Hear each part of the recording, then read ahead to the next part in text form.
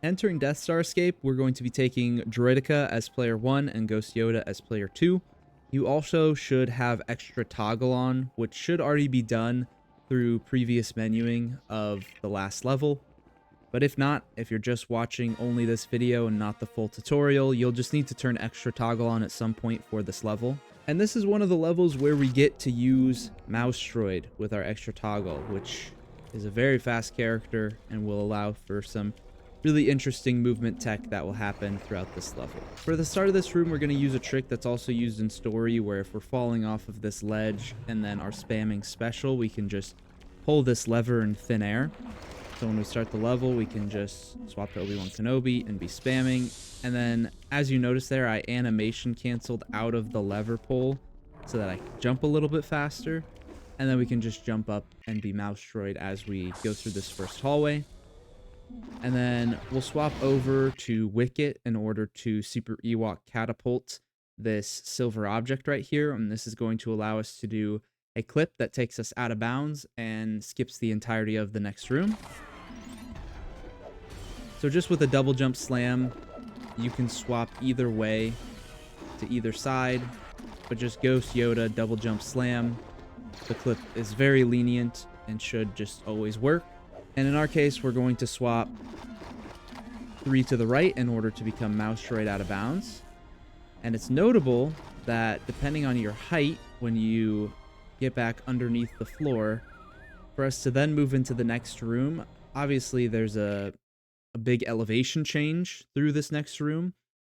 So we don't want to be too high up where we're going to clip in bounds. We want to stay out of bounds. So I actually end up just taking even that was a little bit more lenient than I would normally do. But I end up taking kind of a weird line in order to like fall further out of bounds. And this isn't something that there's an exact science to. You'll just get a feel for it the more that you do it. And since it's such an easy trick to hit, once you practice it a couple of times, you'll get a feel for how it works once you're out of bounds in order to stay on the collision. And then we're going to move up left towards this door here. And you're going to have a couple of options here. You have a riskier option that is the fastest option, and that is to watch the Mouse Droid's shadow, and as it is hitting right in line with the door, if you swap your character, you can upwarp immediately into the transition and just hit the next room. Now, your other option is to go a little bit past it and then upwarp and do a clip up there. It literally only loses like a second if you decide to go with that alternative route. The risk that you run is if you're too early when trying to hit the transition, you can end up, well, that's actually the best case scenario, but you can sometimes end up upwarping to this collision right here. And if you end up on this collision right here, you're kind of screwed. At least on GameCube, your only option is to go back and redo the clip. So in my opinion, it's not really worth the risk. Just as an example though, here's what it looks like to hit that upwarp. And for those who are playing on Xbox and using lag at any point during this run, I'm going to pass it back to T-Fresh so he can explain another Xbox exclusive trick. Okay guys, I'm going to quickly show you how to back it up if you pop inbounds early. This is Xbox only due to the need for lag. So what you'll do is you come over right over to here where these kind of red dots are. And what you're going to do is, this is kind of a little bit awkward just because of the hand positions. So I would recommend doing this on P2, or what you can do is you start holding select now and then take your lightsaber back out. But you're just going to walk all the way up against this door. And then right as you start walking, you're going to lag the game and you're going to swap to Droideka. So just like this. Just like that. I'll show it to you guys one more time. You're just gonna put your lightsaber away by holding select and then take it back out and then start walking and lag. Just that easy. So if you decide to just play it safe with hitting this trick, we're gonna move forward, and then once we know that we're past, we can just start swapping to the left. There is quite a bit of collision back here, so it's not like you're gonna fall off at any point. And then once we're behind this door, we're going to do a double jump slam and then just swap to Droideka while holding down. And that will allow us to roll above the transition, but still our hitbox is big enough that we end up hitting it. And then into this next room, we're going to swap back to Mouse Droid just for movement speed. And we're going to build this object and then pull this lever. And we're going to come over to this side of the door that just opened up. And we're going to be doing an interesting Yoda clip here where we double jump slam and swap to Droideka. But since we're not directly next to the wall, we need to actually use the collision that's above us here. And we're going to use that to roll out of bounds, which will let us do the next trick and skip a really large section. But if you're just holding directly into this wall and double jump slam, you're just going to be inside of the wall collision. So your positioning here is very important, and instead of being like directly inside of the wall collision, you kind of want to ride like the top of the wall collision. So as soon as I do the double jump slam, I'm actually going to move a little bit upward so that I can ride the side of this wall collision rather than just getting stuck directly in the middle. So that looks something like this. So as you can see, I just had to be a little bit further up to catch the collision, and then I can just be holding to roll out of bounds. I'm going to take a death here, and that is intentional for setting up this next trick. But as we do so, we're going to swap 3 characters to the right in order to get to Darth Vader. And it's also helpful if we just press the button to pull our lightsaber out, just to make sure that it's pulled out for this next trick. And in this case, since I paused because I was explaining what was happening, I ended up not being able to swap before I took a death. So I will actually come back in bounds and just show you what that whole flow looks like. So that's what it looks like, just to roll out of bounds and then immediately start switching to the right until you get to Vader. And then now that we're Vader with our lightsaber pulled out up here, we're going to do a triple jump in the up left direction.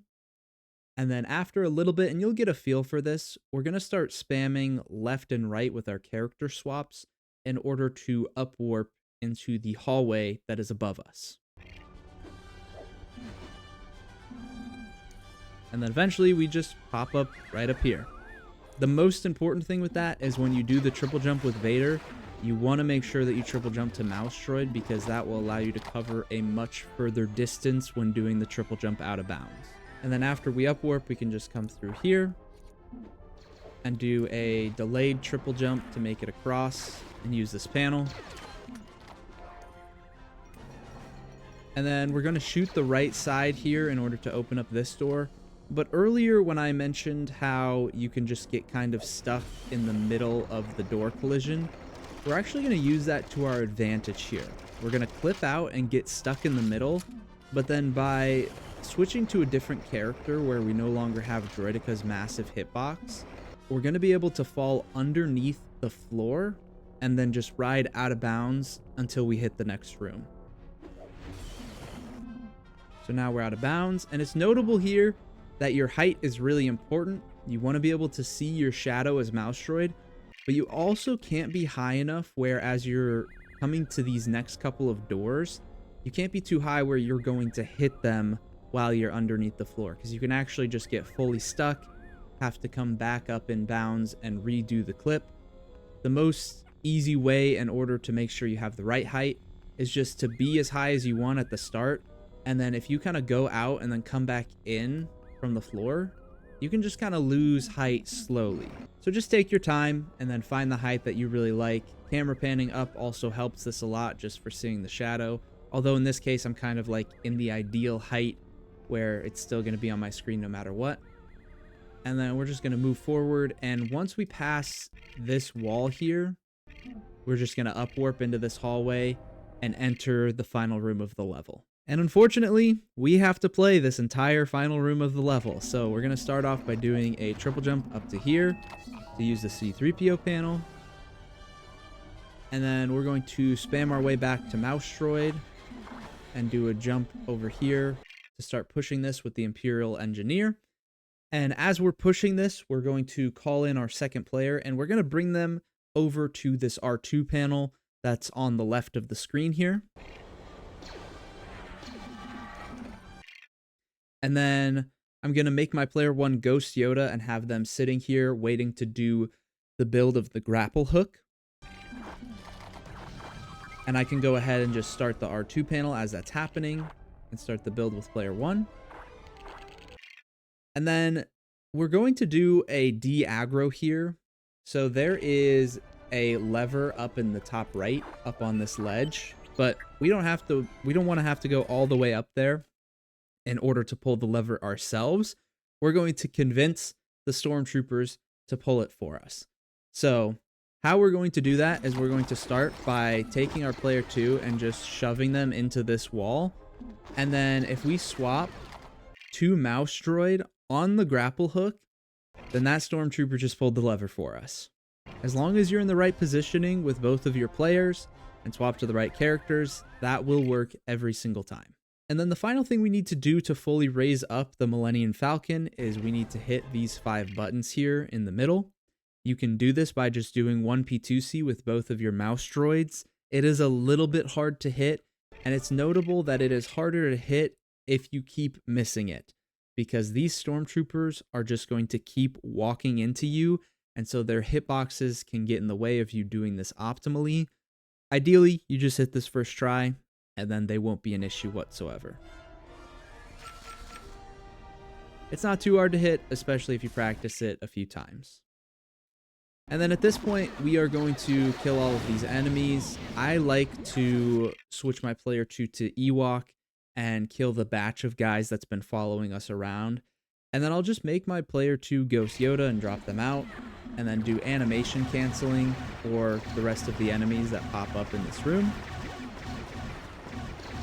If you want to, you can keep both players in. It's really up to personal preference. I find it easier to kill all of these guys a little bit quicker if it's just me killing all of them doing animation canceling. And then after a couple of waves, the Falcon will open and you can just take Mouse Droid into it in order to end the level. Our player 2 will already be Ghost Yoda. Our player 1 is Darth Vader. And we're just going to jump over into rescue the princess. And we'll only have to menu with our player 1.